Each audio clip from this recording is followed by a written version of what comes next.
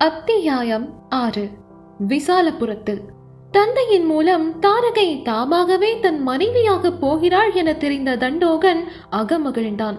ஆனால் திருமணம் சந்திர கிரகணம் அன்று நடக்க வேண்டும். என்ன செய்வது? திட்டம் தீட்டியவன் அதன்படி மகளராட்சிய அரண்மனை ஜோதிடரை வசியம் செய்தான்.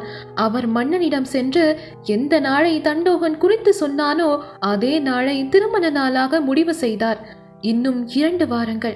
அரண்மனை விழாக்கோலம் பூண்டிருந்தது. திருமண வேலைகள் துரிதமாக நடந்தன. மகளின் திருமணத்தை வெகு விமர்சையாக நடத்த திட்டமிட்டார் மகிழராஜன். அண்ணா, திருமண வேலைகள் நடைபெறுகிறது. என் மருமகன் என்ன செய்கிறான் என விசாலபுரம் அரண்மனைக்கு கதம்பராணி ஓலை அனுப்பினார். கவலை வேண்டாம், என் மகன் வருவான் என பதிலோலை வந்தது. மகளின் மகிழ்ச்சியான முகம் ஒரு புறம் அவரை யோசிக்க வைத்தாலும் மகள் மகாராணியாக வேண்டும் என்ற எண்ணம் வலுப்பெற்றது. அவள் பிருத்விராஜனை விரும்புகிறாள் என்ற செய்தி தண்டோகனுக்கும் வந்தது. ஆவேசம் அடைந்தாலும் தந்தை கூறிய வார்த்தை அவனை அமைதிப்படுத்தியது. இதோ பார் தண்டோகா, இது ஆவேசமடையும் நேரமல்ல. முதலில் நீ சென்றால் அவள் உன் அருகில் நிச்சயம் மனமேடையில் அமரமாட்டாள். அவளை திருமணம் செய்யும் வரை அவள் சக்திகளை உன்னால் கட்டுப்படுத்த இயலாது. யோசி, மார்க்கம் வரும். அவசரப்படாதே. எங்கள் மகன் அதீத சக்தி அடைவது எங்களுக்கும் பேரானந்தம். தண்டோகன் பொறுமையாக யோசித்தான். வழி கிடைத்து விட்டது. தாரகை, வருகிறேன். உன் மணவாளனை சந்திக்க தயாராக. ஒரு புறம் மனம் ஏதோ செய்தாலும் மனம் கவர்ந்தவன் செய்யும் காதலினால் அதை மறைத்து சிரித்து கொண்டு இருந்தாள் தாரகை. திருமண நாளை ஆவலுடன் எதிர்பார்த்து காத்திருந்தான் பிருத்விராஜன். அனைவரின் விதியையும் மாற்றி எழுதும் அந்த திருமண நாளும் வந்தது. இவ்வளவாக கதையை சொல்லி முடித்தார் பரமேஸ்வரன். அப்பா, அவ்வளவுதானா? இவ்வளவுதான் எல்லாருக்கும் தெரியும் தாரி. கல்யாணத்தன்னைக்கு நடந்த நிகழ்வுகள் யாருக்குமே தெரியாது. அங்கிருந்த எல்லோரோட நினைவுகள்ல இருந்தும் அது அழிக்கப்பட்டு விட்டதாக என் அப்பா சொன்னாரு. என் அப்பா மட்டும் இல்ல, எல்லாரும் அப்படித்தான் சொல்றாங்க. எந்த சுவடுகள்லையும் இல்ல. யாருக்கோ அன்னைக்கு என்ன நடந்ததுன்னு தெரியாது. ஆனா அதை நான் எப்படி தெரிஞ்சு கொள்றது? ஜோசியர் சொன்னார், எனக்கு தெரிஞ்ச எல்லாத்தையும் உன்கிட்ட சொல்லணும்னு. உன்னோட ரட்சகன் ஒருவன் வருவான். அவனை பார்த்ததும் அன்னைக்கு நிகழ்ந்தது எல்லாமே உனக்கு தெரிய வரும்னு சொன்னாரு. தாரிக்கு தலை வலித்தது. அப்படின்னா என் கனவுல வர்றவர் தான் பிருத்விராஜனா? எனக்காக மறுபிறவி எடுத்திருக்காரு. அவர் வருவாரு, நான் காத்திருக்கிறேன் என கூறிக்கொண்டு அறைக்குள் சென்று விட்டாள். பரமேஸ்வரன் அவள் செல்லும் திசையை பார்த்துவிட்டு பெருமூச்சு விட்டார். பூவரசி நினைவில் அவர் சொன்னது அனைத்தும் நிஜமாக நேரில் பார்த்ததை போன்று ஓடிக்கொண்டிருந்தது. அவர் முகம் பேயறந்ததை போல இருந்தது. அந்த பிரவீனாவை என்னால் ஏன் வசியம் செய்ய முடியவில்லை? அவள் கயிறையும் கலட்டி விட்டேனே. குகை அதிர கத்தினான் நந்தகாரன். அந்த தாரகை அவள் அருகில் இருக்கும் வரை அவளை உன்னால் நெருங்க முடியாது. அவளின் பலவீனத்தை பயன்படுத்து. சற்று யோசித்து பின் கொடூரமாக சிரித்தான். பின் அத்வைத்தாக மாறினான். இரவில் தூங்கிக் கொண்டு இருந்தால் பிரவீனா. போன் அடித்தது. எவன்டா அவன் இந்த நேரத்துல? நம்பர் பார்த்ததும் முகம் பிரகாசமானது. அத்து, வீணாமா, வெளியே வா. அரண்டு கொண்டு எழுந்தாள். வெளியே. அத்து, இங்க நீங்க எப்படி? உன்னை பார்க்காம இருக்க முடியலையே. அவளுக்கு பெருமை தாங்கவில்லை. சரி, விடிய போது. இங்கு நின்று பேசுனா ஊர்ல யாராவது பார்த்தா கஷ்டம். என் பின்னால வா. இருங்க, நான் தாரிக்கிட்ட சொல்லிட்டு வரேன். அவ எழும்புறதுக்குள்ள வந்துடலாம், நீ வா என்று முன்னே நடந்தான்.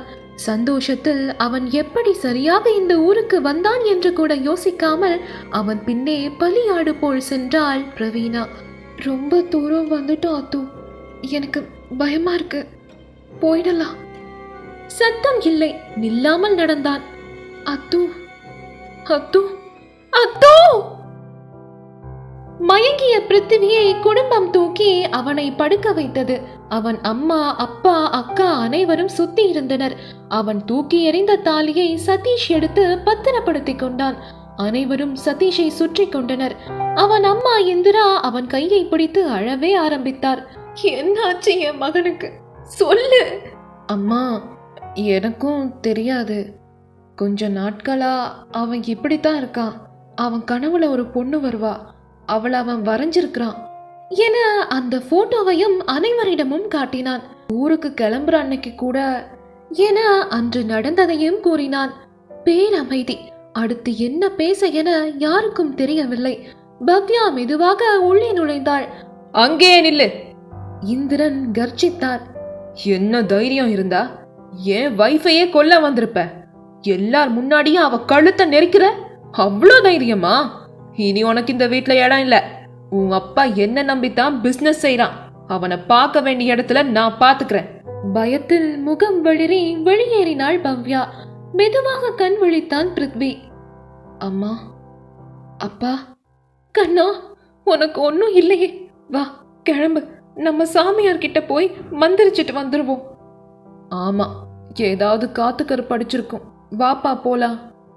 இல்லப்பா, அதெல்லாம் ஒன்றும் இல்லை. எங்க திருப்திக்காக வாயேன். சரிப்பா என மெதுவாக எழுந்தான். காரை ரெடி பண்ண சொல்லு சதீஷ் என கூறிக்கொண்டே அவன் தந்தை முன்னால் சென்றார். குடும்பம் மொத்தமும் வாசலை அடைந்து விட்டது. பிருத்வி நடக்கிறான், நடந்து கொண்டே இருக்கிறான். ஆனால் வாசலை அடைய முடியவில்லை. இந்திரா என்ன இன்னும் இவன் வரவில்லை என உள்ளே வந்து அவனை அழைத்து செல்கிறார். அவராலும் அவனை வெளியே அழைத்து வர இயலவில்லை. வாசல் கண்ணுக்கு தெரிகிறது, பக்கத்தில் தான் உள்ளது. ஆனால் அதை அடைய முடியவில்லை. அவனை விட்டுவிட்டு அவர் மட்டும் செல்கிறார். அவர் வாசலுக்கு சென்று விட்டார். ஆனால் அவன் மொத்த குடும்பமும் திகைத்தது. பிருத்வி வாசலை நெருங்க முடியவில்லை. ஒரே இடத்தில் நடந்து அவனுக்கு மூச்சே வாங்கியது.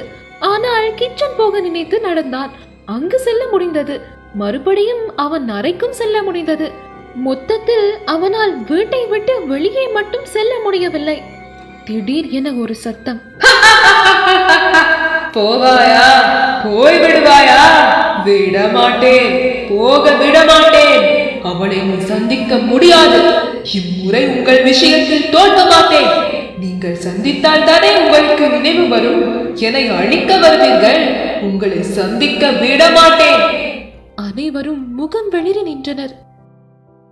வினு! தாரையின் நழலில் அனைவரும் ஓடி வந்தனர். அப்பா, அப்பா, வினு, வினு காணோம். பதறாதடா, இங்கதான் எங்கேயாவது போயிருப்பா. போன் போட்டு பாரு. போன் போக மாட்டேங்குதுப்பா. ரொம்ப நேரமா ஊரை சுத்தி தேடிட்டப்பா, காணோம்ப்பா. இருடா, அப்பா ஆளுங்களை அனுப்பி தேட சொல்றேன். அழாத தங்கம். பூவு, ஏய் பூவு! என்னங்க? இங்க வா, பாப்பாவை பாத்துக்கோ. நான் போய் நம்ம வினு பொண்ண தேடி பார்த்துட்டு வரேன். அழும் மகளை தேற்ற வழி அறியாது பூவரசி அமர்ந்து இருந்தார். அம்மா, தேவையில்லாம என் பிரச்சனையில அவளையும் இழுத்து விட்டுட்டேம்மா. என்னாலதான் எல்லாம். இல்லம்மா, அவளுக்கு ஒன்னும் இல்ல, நீ கவலைப்படாத. அப்பா கண்டிப்பா கூட்டிட்டு வருவாரு. இல்லம்மா, என் மனசு சொல்லுதே, அவ என்னை விட்டுட்டு ரொம்ப தூரம் போயிட்டாமா. இனி என் வினுவை பார்க்கவே முடியாதுன்னு மனசு சொல்லுதே. அவள் அப்படி சொன்னதும் பூவரசிக்கு திக்கென்றது. திடீர் என கண்களை துடைத்தவள், அம்மா வா, கோயிலுக்கு போலாம் பிளீஸ்மா. பூவரசி உடனே கிளம்பினார்.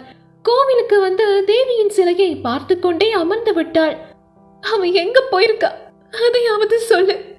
சின்ன வயசுல இருந்தே அவ தான் எனக்கு இருக்கிற ஒரே ஃப்ரெண்டு. காட்டு பக்கம் போகும் மரம் ஒன்று இடிந்து சடார் என கீழே விழுந்தது. அம்மா, அம்மா, என் வினு அங்கதான் போயிருக்காமா. வா, வாமா போலாம். இருடா, அப்பாட்ட சொல்லுவோம். அவர் ஆளுங்களோட போய் தேடுவாரு, நீ இரு என சொல்லி கணவனுக்கு போன் பண்ணி காட்டுக்குள் தேட சொன்னார். நேரமானதை தவிர எந்த செய்தியும் இல்லை. எல்லா பக்கத்திலும் தேடி போனவர்கள் சொன்ன ஒரே பதில் இல்லை இல்லை என்பதே. தாரகையை கோவிலுக்குள் பிடித்து வைப்பதே பூவுக்கு பெரிய வேலையாய் இருந்தது. அழுது அழுந்து ஓய்ந்தே விட்டாள். பூவரசி பரமேஸ்வரன் இருவரும் அவளை அந்த பிஞ்சு வயதில் ஹாஸ்பிட்டலில் சேர்த்த போது அங்கு ஆரம்பித்தது அவர்கள் நட்பு. இன்று வரை எந்த சூழ்நிலையிலும் ஒருவரை ஒருவர் விட்டு கொடுத்ததே இல்லை. காட்டு பக்கம் போனவர்களில் கடைசியாக வந்தவர்கள் கொண்டு வந்த பதில், ஒரு இடத்தில் வழியும் ரத்தம், அதோடு யாரையோ இழுத்து கொண்டு போன தடம் உள்ளது என கூறினார். கூடவே ஒரு செயின் இரத்த கரையோடு. அதை பார்த்தவள் அப்படியே மடங்கி அமர்ந்தாள். ஆமாம், அது பிரவீனாவின் செயின். தூங்கிக் கொண்டு இருந்த ராஜ மனோகர் திடீரென கண் விழித்தான். மந்திரங்களும் யாகங்களும் அவனை வா வா என அழைத்தன. எழுந்து நடக்க ஆரம்பித்தான். கீழே ஏதோ தட்டியது. சுயநினைவு வந்தவன் என்னவென்று பார்த்ததில் அது தாரிகாவின் போட்டோ. முன்னால் தாரிகா தோன்றினாள். தாரி எழுந்து அருகில் வந்தான். என்னை அழைக்கப் போகிறாயா ராஜ்? என்ன பேசிக்கிட்டு இருக்க தாரி? உன்னை உயிரா காதலிக்கிறேன். நான் எப்படி உன்னை அழிக்க நினைப்பேன்? ஆனால் அதுதான் உண்மை ராஜ். நீ உயிராய் நினைக்கும் தாரியை நீதான் அழிக்கப் போகிறாய், உன் சுயநினைவே இல்லாமல்.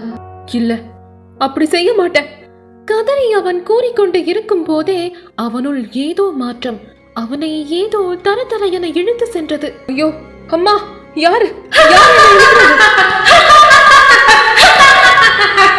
போகும் முன் திரும்பி பார்த்தான்.